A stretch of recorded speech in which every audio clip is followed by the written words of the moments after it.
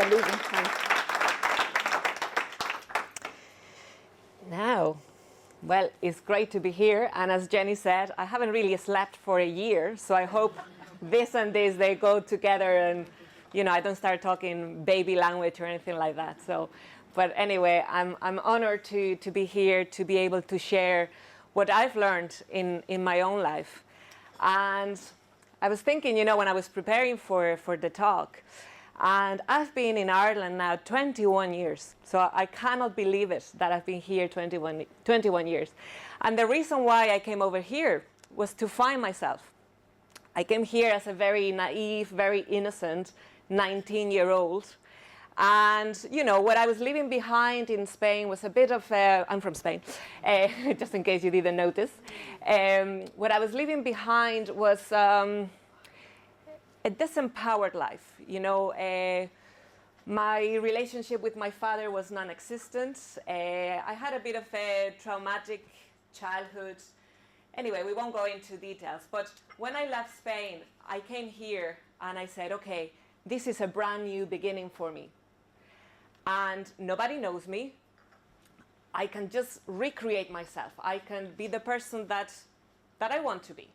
So the first year was great because everything was new, and you know, I met new friends. I started to work in Eddie Rockets, which was great. I didn't understand a word, but it was brilliant. I made loads of friends, and I really got a love for Irish people and Irish culture. And I was only going to be here for a year. So 21 years, still loving it, still here, and I don't think I'm going anywhere. Or maybe I am. So what happened was, after that year, the same old stuff started to happen. And obviously at that age, in my early 20s, I didn't really have a clue about, you know, a spiritual development or self-awareness or anything like that. So I can very much say that my 20s, I was very depressed. I didn't like myself. I didn't like my life. I was in a dark place.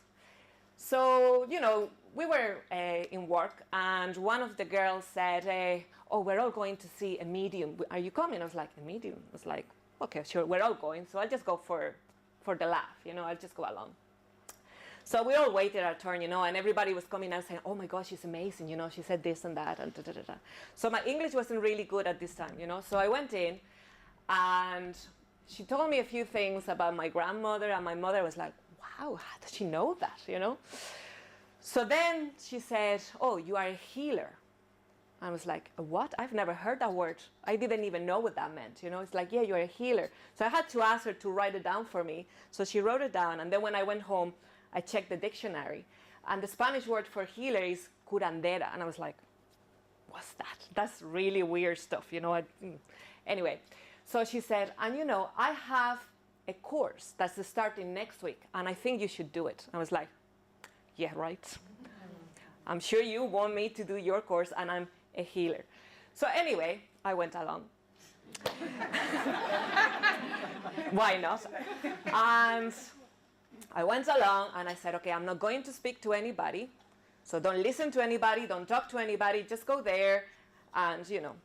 So I was there, and I didn't speak to anybody, and I didn't look at anyone, but everything that we were doing was like, oh my God, I can do these things. I know things that, how do I know this? I was starting to develop some abilities that I was like, I had no idea that I could do these things. So I did 3 10-week courses with this woman, and I didn't speak to anybody, and I didn't believe anything, and I never told anybody that I was going to do these courses. So after these 30 weeks were over, another lady was doing a course in tarot, and I was like, sure, I'll just go along and I'll do this course. So I did the course. I think it was 8 weeks, and in the last day we were practicing on each other, and I had this woman in front of me. And I could see these things, you know, she was having an affair, and I was like, oh, I can't say anything, I can't say this. And I was there in front of the cards going like, oh no, I can't say anything. She was like, come on, just say whatever you're seeing, just tell me whatever. So anyway, finally I got courage, and I told her, it's like, yeah. So that was fun. I didn't think anything of it. It was just fun. So when I went home to my where I was living with my flatmates, just for the laugh, I started to do some readings, and then apparently they were accurate. They were good. So my friends told other friends. They told other friends. They told other friends, and suddenly I was going to people's houses to do tarot parties. And one day I said, okay, what's going on here? I don't want to be a fortune teller. I mean, I am an intelligent young woman. I don't want to be a fortune teller. Like, I can't say to my mother, sorry, I've changed my occupation. I used to be a computer programmer. Now I'm a fortune teller. So I was freaking out a bit. So I had a lot of shame around it because I felt I was going to be judged. I felt that I wasn't to be accepted, and it was something that I didn't want anybody to know. So I said, okay, well, I'm going to start doing some healing modalities. So I did Reiki, and I did IET, healing with the angels, and I loved it. But again, that was like the healer word. I didn't like that. I felt like, oh no, I cannot come up to people and say, hi, I'm a healer. And people will go like, okay, this woman is crazy. So as you can see, I wasn't really judging myself much, So I said, okay, well then I'm going to study some life coaching, because that seems to be a little bit more intellectual, a little bit more proper, So did a course on life coaching, and I did a course in psychotherapy, and I did loads of courses just to move away from the fact that really my calling was to be a healer, whatever that means. But I'm telling you this because I felt so ashamed, so disempowered, to the point that I was having panic attacks. Anytime that I was in a party, anytime that I was meeting new people, the worst question, and I was just shaking with anticipation, when people, I could see it in their lips, the question was forming, what do you do for a living? Don't ask me that. I don't want to say it. I'm ashamed of it. And I remember actually Jenny was doing a housewarming party. And I don't know how many times I went to the toilet and I was crying because there was all these people, and all I could see was they are going to judge me. They are going to ask me, what do I do for a living?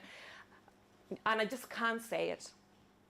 So then I tried to say, okay, well, if I don't want to say I'm a healer, I can say that I'm a coach, or that I am, I don't know, I had all of these titles. But even when people ask me that, I'm an intuitive, I'm a coach, it just wouldn't come right, because I was lying. I was lying to myself. So here I am today. I am an empowerment teacher. I do healing work in many different ways. And it is my calling. And I feel so blessed, and it's so amazing. The people that I see, clients and students, how their life can change just because they receive a little bit of inspiration. And that's all it takes. My job is to inspire change in others. And I love it. It's wonderful. So sometimes, when we feel disempowered, when I feel disempowered, it's because I don't feel safe to be myself. Now, it's not because anybody here is going to kill me or put me in the corner or anything like that. This fear is something that is alive in me, that I carry with me. And I guess, a lot of you can relate to this in your own way. It's funny because a lot of the students that I've had over the years, they work normal jobs, 9 to 5, and they're all in the closet. It's like they don't tell anybody in the office or whatever kind of work they have. They don't tell anybody, spiritual development or self-development. Everybody's kind of in the closet. So, maybe today, who knows, maybe somebody will come out of the closet, whatever that means, in whatever field that is. So what I'm going to share here with you today is what I've learned, what works for me, and what seems to be working for a lot of people that I'm working with. and it's how to go from a place of disempowerment into a place of empowerment. Now, I love when people ask me questions. So if you have any questions along the way, please just raise your hand, because I love the energy of it. Well, already we have a question. Great. Sorry, it just came to my mind. Would it be possible that you were also picking up kind of the wrong people to judge you? Like, instead of surrounding yourself by people with your same interests, you were as well surrounded by people that they will be saying, don't be silly, stop doing those things. So they were disencouraging you? Yeah, well, that's a very good question.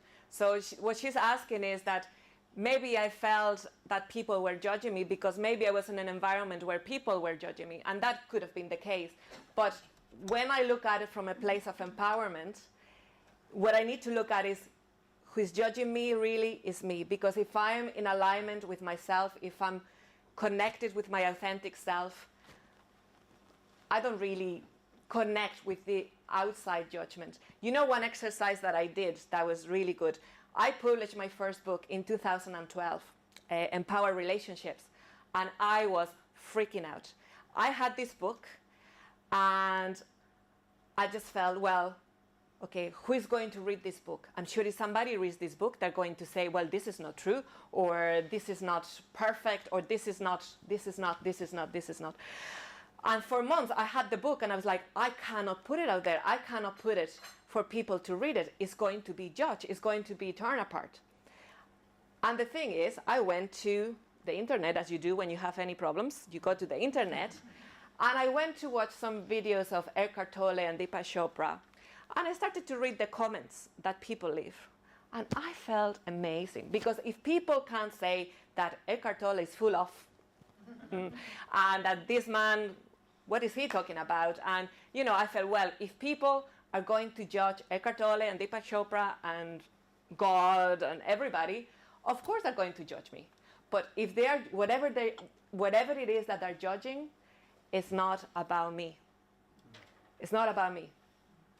And I have to put myself out there for me, not for other people. You know, you wouldn't see Eckhart Tolle reading these comments. It's like, ooh, I should stop talking about the power of now because people are reacting. Maybe I'll just talk about the power of yesterday. You know, Eckhart Tolle wouldn't do that. You know, so again, it's to be in our power. And we're going to be talking about this. What does it mean?